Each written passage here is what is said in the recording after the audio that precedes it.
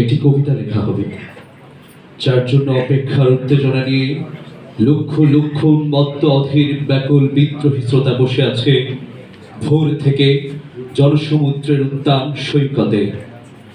কখন আসবে কবি? এই শিশু পার্ক সেদিন ছিল না, এই বেঞ্চে বৃক্ষে ফুলে শোভিত উদ্যান সেদিন ছিল না, এই তন্দ্রাচ্ছন্ন বিবর্ণ বিকেল সেদিন ছিল না। তাহলে কেমন ছিল সেদিনের সেই বিকেল বেলাটি? তাহলে কেমন ছিল শিশু পার্কে বেঞ্চে বৃক্ষে ঢেকে দেয় ঢাকার হৃদয় মাঠখানি? জানি সেদিনের সব স্মৃতি মুছে দিতে হয়েছিল উদ্যত কালো হাত।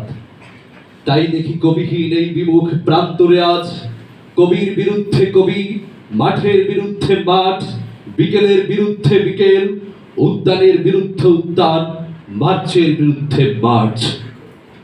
হে অনাগত শিশু, হে আগামী দিনের কবি, শিশু পার্কের রঙিন দোলনায় দোল খেতে খেতে তুমি একদিন সব জানতে পারবে। আমি তোমাদের কথা ভেবে লিখে রেখে যাচ্ছি সেই শ্রেষ্ঠ বিকেলের গল্প। সেই উদ্যানের রূপ ছিল ভিন্নতর। না পার্ক, না ফুলের বাগান, এসবের কিছুই ছিল না। শুধু একখণ্ড অখণ্ড আকাশ যেরকম, সেরকম দিগন্ত প্লাবিত ধুধু মাঠ ছিল দুর্বাদলে ঢাকা, সবুজে সবুজময়। আমাদের স্বাধীনতা প্রিয় প্রাণের সবুজ এসে মিশেছিল এই ধুধু মাঠের সবুজে। কপালে কবজিতে লাল শালু বেঁধে এই মাঠে ছুটে এসেছিল কারখানা থেকে লোহার শ্রমিক, লাগল জোয়াল কাঁধে এসেছিল ঝাঁক বেঁধে উলঙ্গ কৃষক। পুলিশের অস্ত্র কেড়ে নিয়েছিল প্রদীপ্ত যুবক, হাতের মুঠোয় মৃত্যু, চোখে স্বপ্ন নিয়ে এসেছিল মধ্যবিত্ত, নিম্ন মধ্যবিত্ত, করুণ কেরানি, নারী, বৃদ্ধ, ভবঘুরে। আর তোমাদের মতো পাতা কুড়ানিরা দল বেঁধে একটি কবিতা পড়া হবে, যার জন্য অপেক্ষার উত্তেজনা নিয়ে প্রতীক্ষা মানুষের।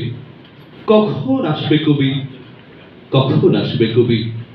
শত বছরের শত সংগ্রাম শেষে রবীন্দ্রনাথের মতো দৃপ্ত পায়ে হেঁটে অতঃপর কবি এসে জনতার মঞ্চে দাঁড়ালেন। তখন পলকে দারুণ জলকে তরিতে উঠিল জল, হৃদয়ে লাগিল দোলা, জনসমুদ্রে জাগিল জোয়ার, সকল দুয়ার খোলা। কে রোধে তাহার বজ্র কণ্ঠবাণী? গণসূর্যের মঞ্চ কাঁপিয়ে কবি শোনালেন তার অমর কবিতাখানি। এবারের সংগ্রাম আমাদের মুক্তির সংগ্রাম, এবারের সংগ্রাম স্বাধীনতার সংগ্রাম। সেই থেকে স্বাধীনতা শব্দটি আমাদের।